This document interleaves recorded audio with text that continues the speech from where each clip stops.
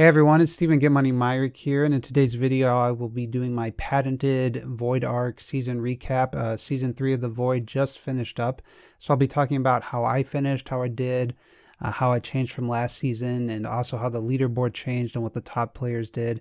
This will be a pretty quick video, just kind of a little bit of explanation about how things went, maybe how some things have changed. Before I get into that, I did want to say that if you're not subscribed to my channel, please consider subscribing. I'd really appreciate it.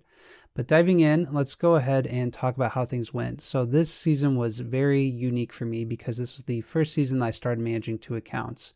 And what that meant was my time for Idle Heroes got split in half. Obviously, I'm making videos now as well.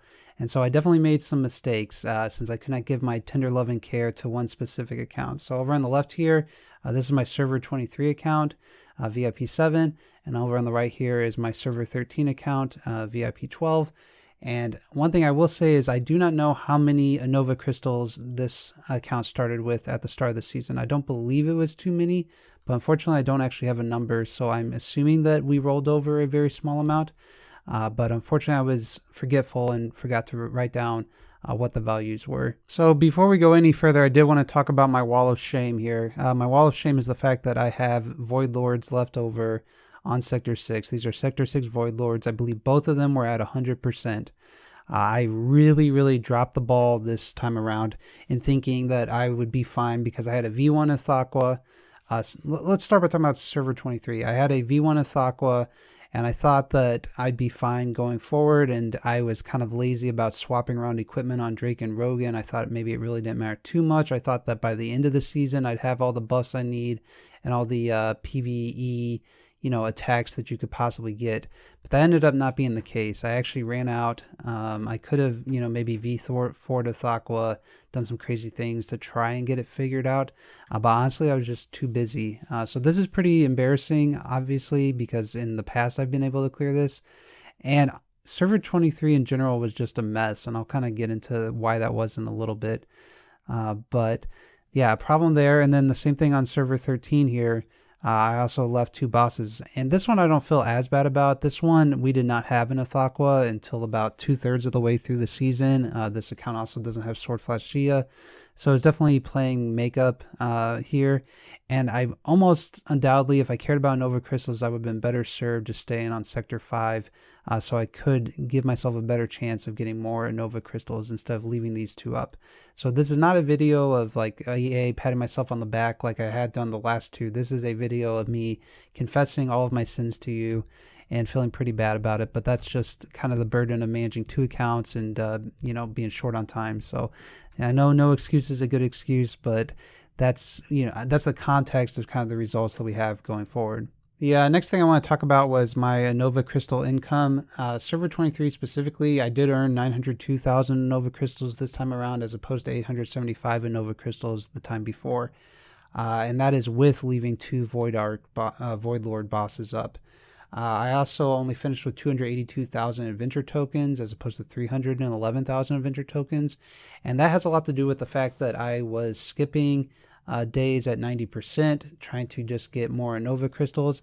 I know specifically I made like some crazy decision on like day 2 of Sector 1 where I just started like panicking about what I was doing, and everything was out of the wrong order, and I couldn't move on to Sector 2 at all because I bought the upgrade for the loads on Sector 1, and so I reran Sector 1 a second time, and I was just thinking I had made all the wrong decisions in the world.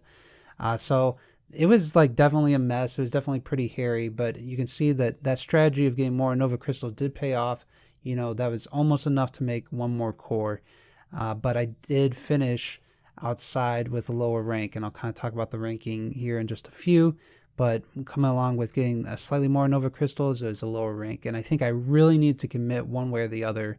Like, I'm going to get a lower rank, but I'm going to get more Nova Crystals, or I'm going to get a higher rank and I'm going to get a less Nova Crystals. And I started kind of doing, a bridge in between by the end there, and I was doing 100% of maps. So definitely, I suggest you probably go one way or the other. I'll really try to push for that adventure goal, or try to get some more Nova crystals. On my server 13 account, I did not try maximizing Nova crystals quite as much. I finished with 883,000 Nova crystals. You can see that we were unable to buy all of the cores at the end here. We did get all the stellar shards in sector 5, which feels good. That is definitely my #1 goal, to get those stellar shards and then get the cores. One thing I did want to mention is my opinion on what to buy from the store has just completely changed. The more and more I keep opening eggs and I keep getting 7,000 Stardust, it just feels awful.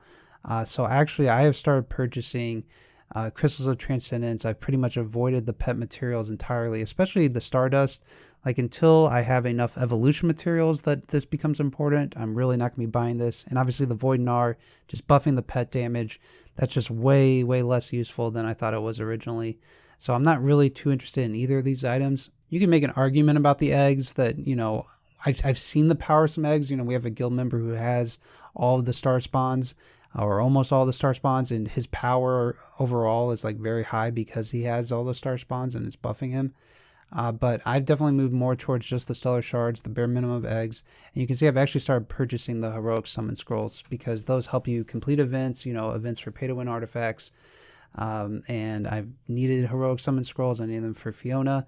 So that's kind of where I've switched to at this point now, is trying to get the stellar shards first, then the cores if you can get them, crystals of transcendence, and getting heroic summon scrolls.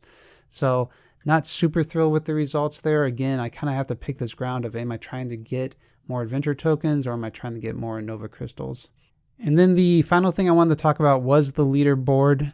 You can see that on server 23 here, where I went a little bit more after the Nova crystals, I finished 846. And honestly, if I'm not going to finish in top 300, that's, an okay place to finish, because I'm getting the next tier of rewards. So the difference between, 301 and 846 is exactly the same.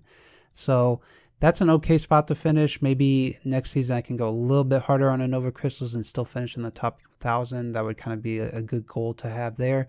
And then on server 13, I finished 179th. I have 327,000 tokens. I will say that last season, 311,000 tokens got me ranked 214. So I think it's getting a little bit harder, but still pretty similar as far as, getting into that top 300, how many adventure tokens you need. I will say that the overall leaderboard, you can see Polar Master came back with a vengeance. He did not even finish in top 3 in the previous season, but he was in second in the very first season. And this season, he just crushed it, beating everybody by quite a bit. MC Audi was not a person that has even been on my horizon. I've heard he's a well that's on a new server, and you can see being level 239. Yeah, server 858. So, shout outs to them. Great job, MC Audi. And then Blubber. Have we seen Blubber? Blubber finished. No, I don't remember where Blubber finished. Because last season was Poco Loco, Jesus is Here, and Hell Luna.